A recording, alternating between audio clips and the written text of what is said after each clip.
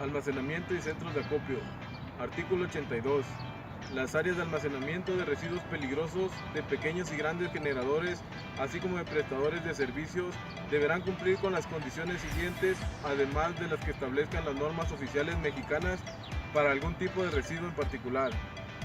Condiciones básicas para el almacenamiento. Deben estar separadas de las áreas de producción, servicios, oficinas y de almacenamiento de materia prima o productos terminados. Deben estar ubicadas en zonas donde se reduzcan los riesgos por posibles emisiones, fugas, incendios, explosiones e inundaciones. Deben contar con dispositivos para contener posibles derrames, tales como muros, prétiles de contención o fosas de retención para la captación de residuos en estado líquido o de los lixiviados. Contar con pasillos que permitan el tránsito de equipos mecánicos, eléctricos o manuales, así como el movimiento de grupos de seguridad y bomberos en caso de emergencias. Contar con sistemas de extinción de incendios y equipos de seguridad para atención de emergencias.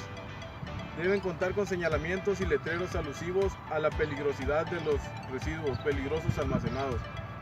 El almacenamiento debe realizarse en recipientes identificados, las características de peligrosidad de los residuos, así como su incompatibilidad, previniendo fugas, derrames, emisiones, explosiones e incendios. La altura máxima de las estivas será de 3 tambores en forma vertical. 2. Condiciones para el almacenamiento en áreas cerradas, además de las precisadas en la fracción de este artículo. No deben existir conexiones con drenajes en el piso, válvulas de drenaje, puntas de expansión, albañales o cualquier otro tipo de abertura que pudiera permitir que los líquidos fluyan del área protegida. Las paredes deben estar construidas con materiales no inflamables, deben contar con ventilación natural o forzada, deben estar cubiertas y protegidas de la intemperie y en su caso contar con ventilación para evitar acumulaciones de vapores peligrosos y con iluminación a prueba de explosión. No deben rebasar la capacidad instalada en el almacén. 3. Condiciones para el almacenamiento en áreas abiertas, además de las precisadas en la fracción 1 de este artículo. Las nuevas construcciones destinadas a almacenes de propósito general suelen tener alturas libres mínimas entre 10 y 12 metros. Los pisos deberán ser lisos y de material impermeable en la zona donde se guarden los residuos y de material antiderrapante en los pasillos. En los casos de áreas abiertas no techadas, no deberán almacenarse residuos peligrosos que estos puedan producir lixiviados. En los casos de las áreas no techadas, los residuos peligrosos deberán estar cubiertos con algún material impermeabilizante para evitar su dispersión por el viento. Y al final, en el artículo 84, los residuos peligrosos, una vez captados y envasados, deben ser remitidos al almacén. La recolección y el transporte tienen ciertos objetivos, como proteger la salud humana, proteger el recurso del suelo, del aire y del agua, también conservar el paisaje y promover alternativas de reciclaje y de reutilización.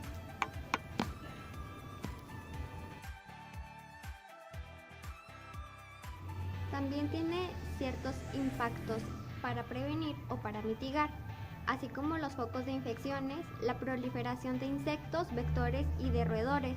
También las contaminaciones de fuentes de agua, contaminación de fuentes de suelo y también la contaminación del aire.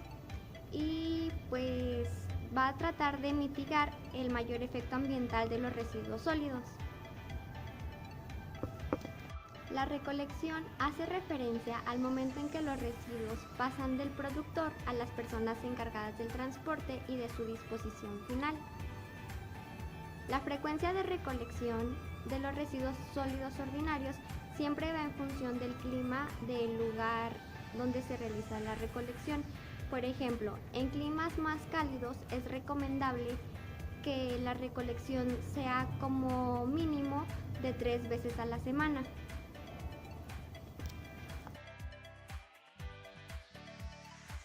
El transporte consiste en el traslado de los residuos desde los distintos puntos de producción hasta el lugar en donde se dispondrán. Para aumentar la eficiencia del transporte de los residuos, se debe de programar una hora fija de recolección de ruta que debe seguir el vehículo destinado a este fin. Se debe de destinar un vehículo para el transporte de los residuos sólidos ordinarios con ciertas características, por ejemplo, que sea de rápido llenado, que tenga una facilidad de vaciado, que tenga una facilidad de lavado y de mantenimiento, que tenga seguridad, y en caso de que las zonas presenten vientos, el vehículo debe de ser cerrado para evitar que los residuos se esparzan. Tiene que tener un funcionamiento silencioso. El vehículo debe de ser cerrado y hermético.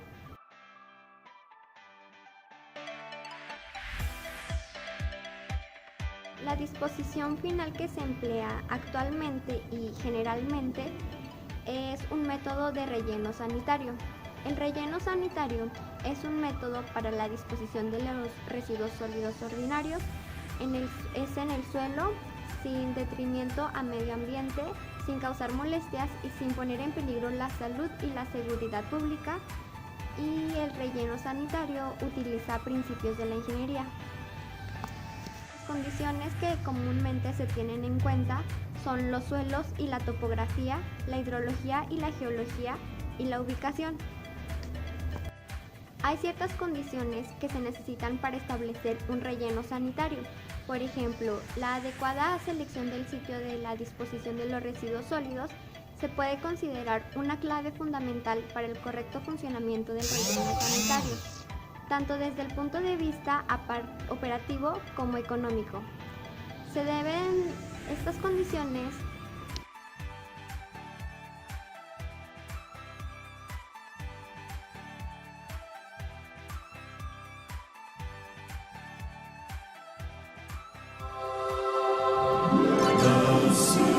Los Simpson.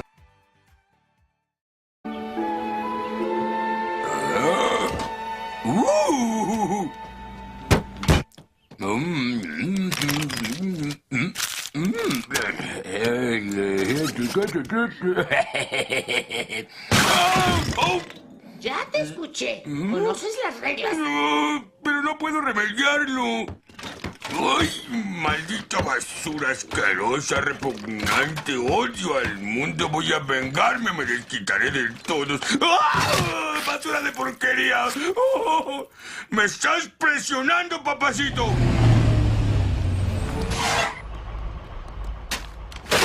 ¡Oigan, esperen! ¡Alto! ¡Tengo basura! ¡No! ¡Oh!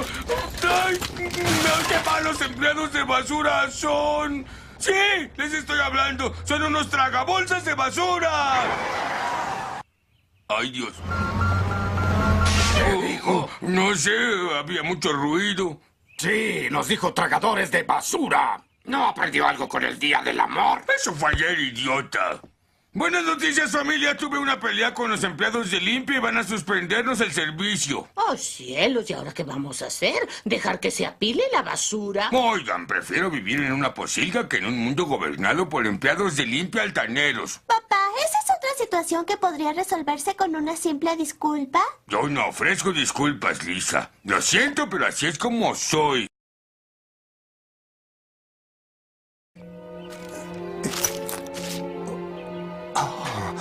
Tranquilo, Ned, no respires. Oh, perdón, Ned. No te vi llegar. Le di. Escucha, Homero, no quisiera ser un cascarrabias y todo eso, pero los padres de moda están aquí y les molesta el mal olor. Entonces cierra tus ventanas antes de que el sol descienda sobre la colina del pañal. ¡Mira, papá! ¡Soy el rey de la montaña! ¡Rod, baja de ahí! 3, 2, 1. ¡Vayan, vayan! Ay, las ratas se ven felices. Papá, hay una lección en todo esto. Muchas ciudades tienen problemas con la basura.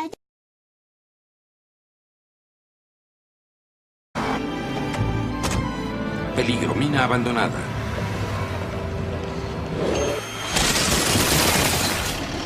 Miren qué linda basura. Otras ciudades no la quieren, así que me pagan para arrojarla en esta mina abandonada. Eso es terrible. Hubiera preferido que fueran drogas. En parte lo son.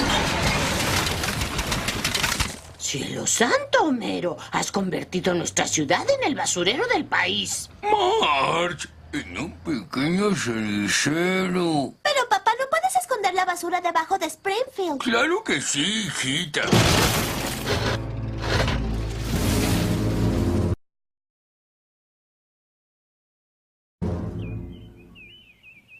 No sé cómo lo hiciste, Homero, pero has solucionado el problema del presupuesto. ¿No?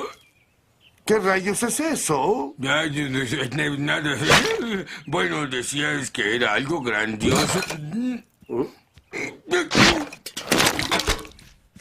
Cáscaras de melón, patimedias, una prueba del tecnológico.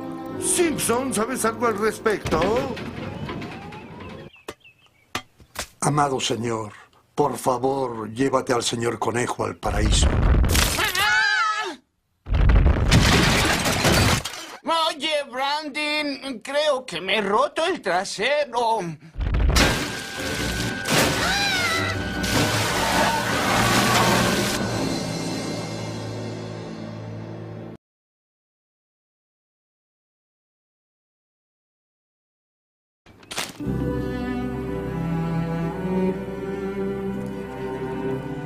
Hacerte un favor, no mirar atrás. Bienvenidos a Springfield.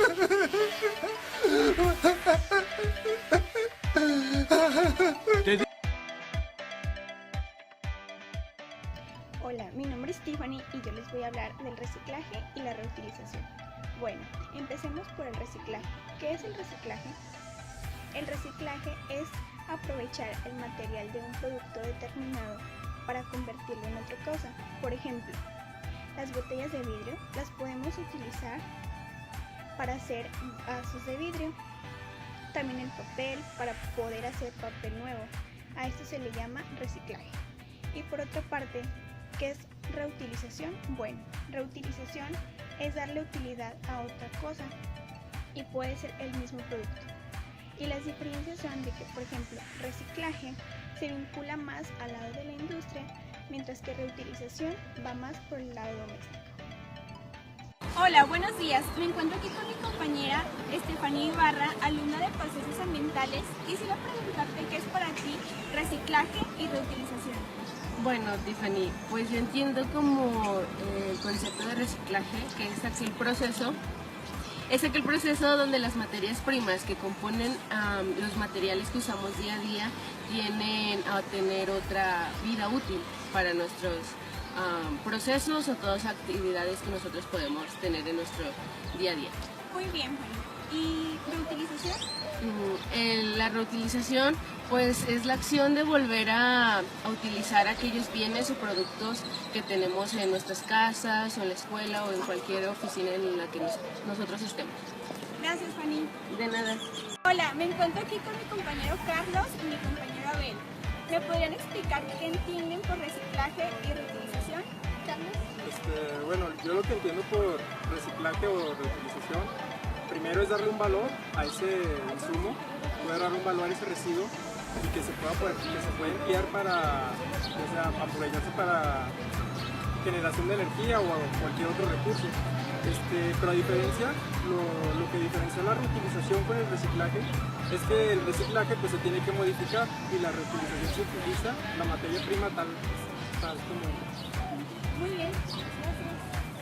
Sí, bueno, para mí pienso que reciclaje es cuando tienes la materia, vamos a llamarle la materia prima, y le das un tratamiento o un cambio, y sufre un cambio principalmente químico, le adicionas algo para hacer lo que es el reciclaje. Y la reutilización es cuando tienes tú, por ejemplo, en este caso, vamos a llamarle botes, entonces lo reutilizas, pero simplemente le das como un lavado y le haces otros tratamientos, pero no sufre un cambio del material.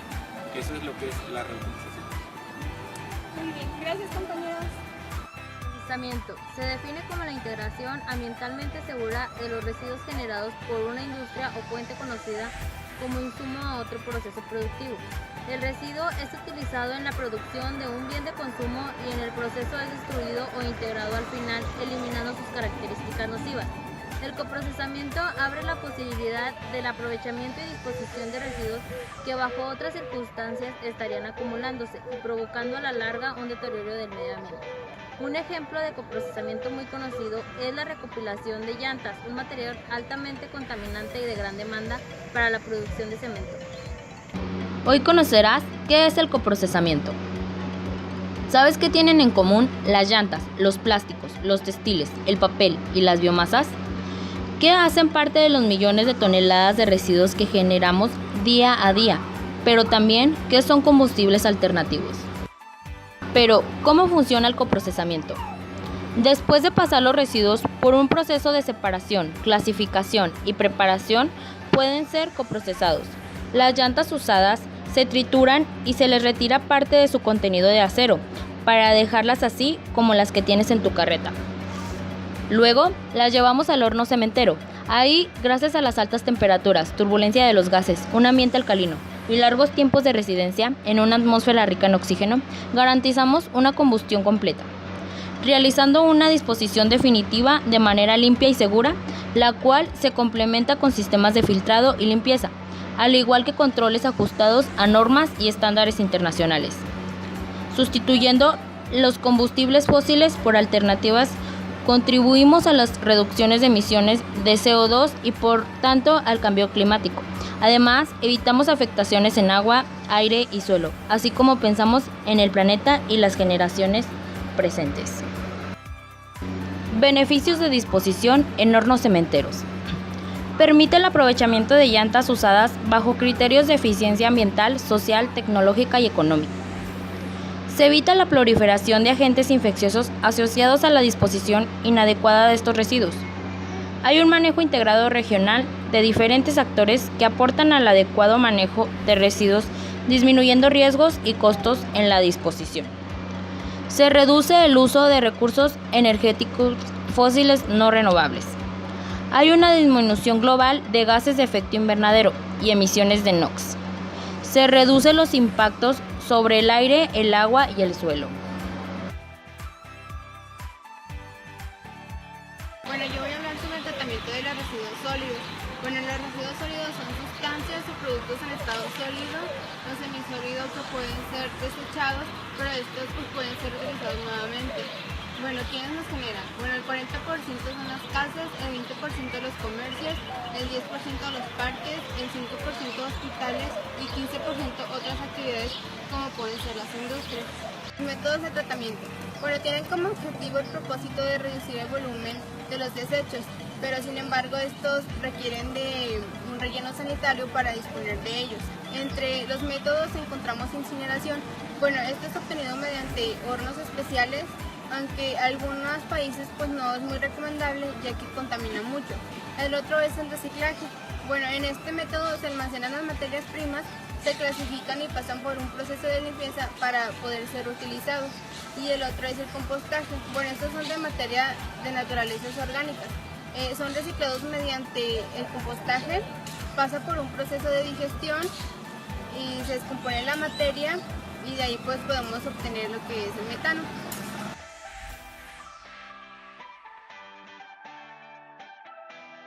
La Ley General del Equilibrio Ecológico y la Protección al Ambiente define confinamiento controlado como obra de ingeniería para la disposición final de residuos que garantice su aislamiento definitivo. Existen dos tipos de confinamientos, el relleno sanitario y relleno de seguridad. Relleno sanitario es la obra de infraestructura que involucra métodos y obras de ingeniería para la disposición final de sólidos urbanos y de manejo especial, y diseñada, construida y operada para minimizar molestias y riesgos para la salud y daños para el medio ambiente, en el cual los residuos son compactados en capas y cubiertos diariamente. Relleno de seguridad es la instalación de eliminación destinada a la disposición final de residuos peligrosos. Aquí se reciben residuos como restos y trozos de asbesto, recipientes con combustibles y compuestos químicos que requieren un tratamiento previo antes de su disposición final. Los sitios de disposición final se categorizan de acuerdo a la cantidad de toneladas de residuos sólidos urbanos y de manejo especial que ingresan por día. Se clasifican en tipo A, B, C y D. De acuerdo al tonelaje recibido por día es tipo A mayor a 100, tipo B 50 hasta 100, tipo C 10 y menor a 50 y tipo D menor a 10. en zonas de marismas, manglares, esterios, pantanos, humedales, lluviales, recarga de acuíferos, arqueológicas, ni sobre cavernas, fracturas o fallas geológicas. El sitio de disposición final se debe localizar fuera de zonas de inundación con periodos de retorno de 100 años. La distancia de ubicación del sitio de disposición final con respecto a cuerpos de agua superficiales con caudal continuo a lagos y lagunas debe ser de 500 metros como mínimo.